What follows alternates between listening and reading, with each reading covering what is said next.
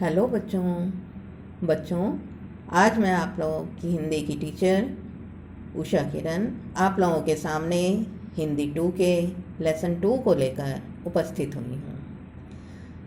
यह जो लेसन 2 है बच्चों, यह कहानी का लेसन है जिसका शीर्षक है प्रायश्चित।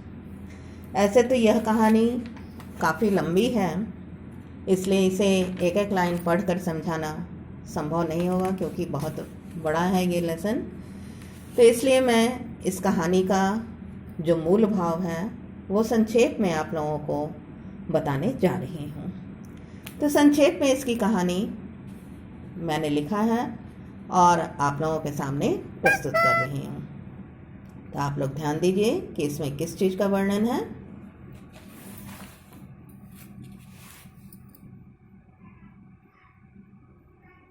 प्रायश्चित कहानी भगवती चरण वर्मा की एक प्रसिद्ध कहानी है। इसके लेखक हैं भगवती चरण वर्मा।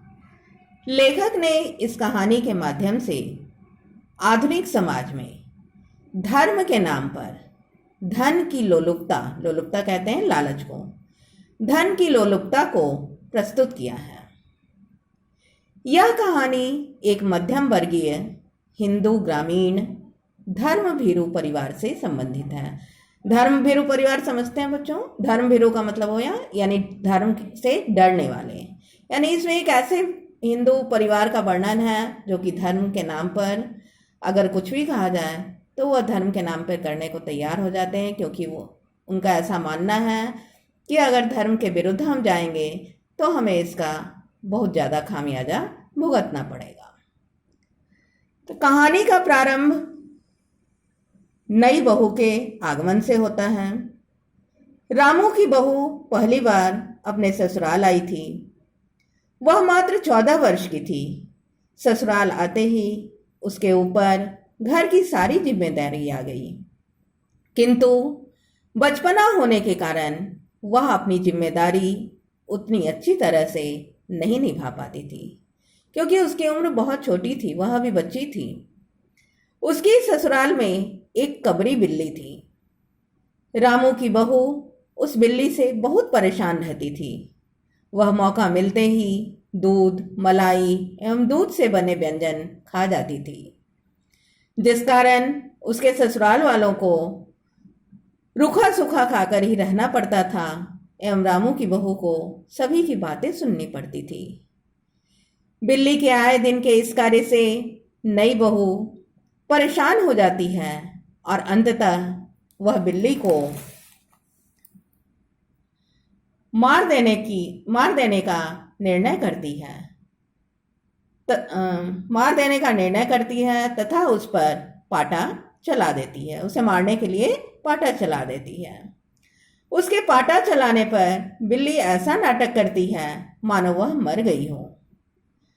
बिल्ली की हत्या की बात जब सभी को पता चलती है तो सभी चिंतित हो जाते हैं। उन्हें लगता है कि उनकी बहू से बहुत बड़ा पाप हो गया है, जिसके प्रायश्चित का उपाय पूछने के लिए पंडित परम सुख बुलाए जाते हैं, क्योंकि उन्हें लगता है कि उनकी बहू ने बहुत बड़ा पाप कर दिया है जिसका कि प्रायश्चित उसे करना चाहिए। और ये प्रायश्चित किस तरह से करना चाहिए ये जानने के लिए वो लोग एक पंडित को बुलाते हैं जिसका नाम कि परम सुख था।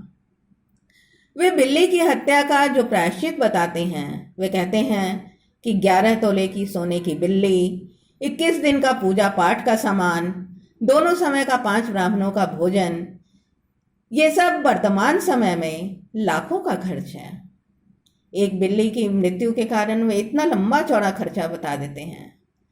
परिवारजन इस बारे में विचार ही कर रहे होते हैं कि पता चलता है कि बिल्ली तो भाग गई, वह मरी ही नहीं थी, और इस तरह से वे लाखों के खर्चे से बच जाते हैं।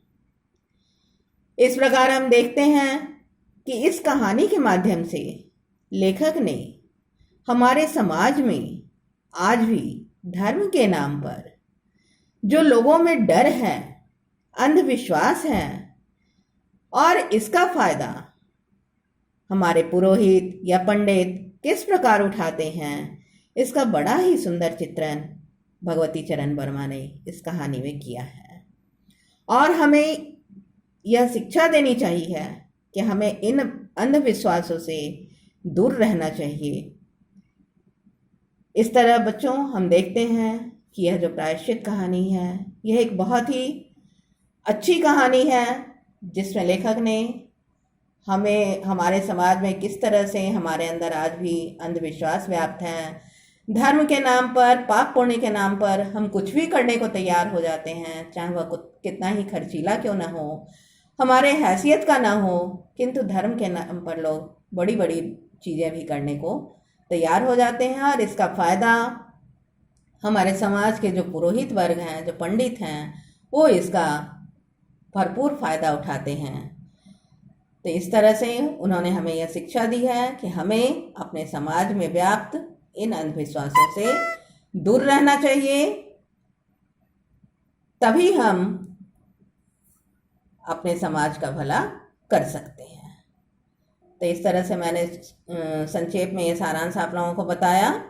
मैं जल्दी ही दूसरे वीडियो में इस पाठ का क्वेश्चन आंसर लेकर आप लोगों के सामने उपस्थित होंगी। धन्यवाद।